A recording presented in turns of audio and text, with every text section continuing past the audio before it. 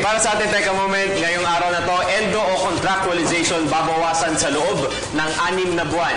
Ito ang pangakong muling binigyan ng diin ng administrasyon ni Pangulong Rodrigo Roa Duterte. Ayon kay Presidential Spokesperson Ernesto Abella, ang DOLE o Department of Labor and Employment ang siyang gagawa ng hakbang upang bawasan ng endo o end of contract. Kung babalikan para kay Pangulong Duterte, anti-people ang kontraktualisasyon. Kakausapin at hihumukin ng Pangulo ang Kongreso na maghain ng panukala na alisin na ang mga contractual jobs dahil para sa Pangulo, walang kompromiso pagdating sa pagprotekta sa mga Pilipino tulad na lamang sa kanilang mga kabuhayan o mga trabaho.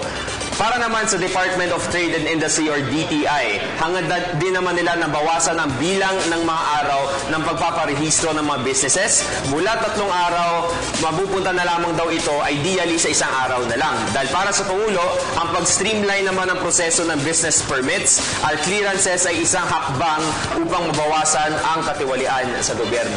Nabanggit mo yung ease of doing business with the government.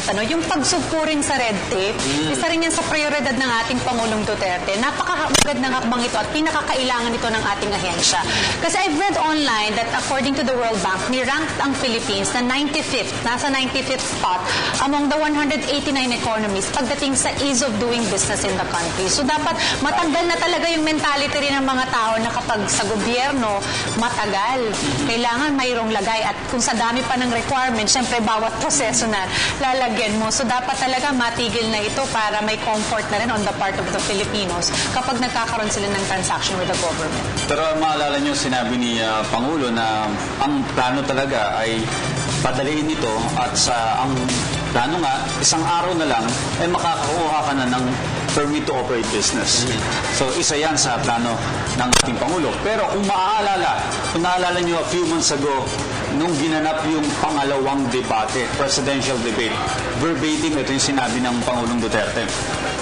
The moment I assume the presidency, contractualization will stop. They have to stop it. Kahit magalit pa raw sa kanya, kailangan igigil.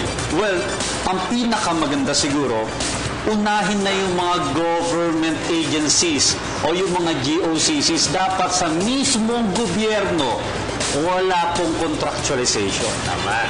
Endo, must-stop. Yan ang sinabi ng Pangulong Duterte.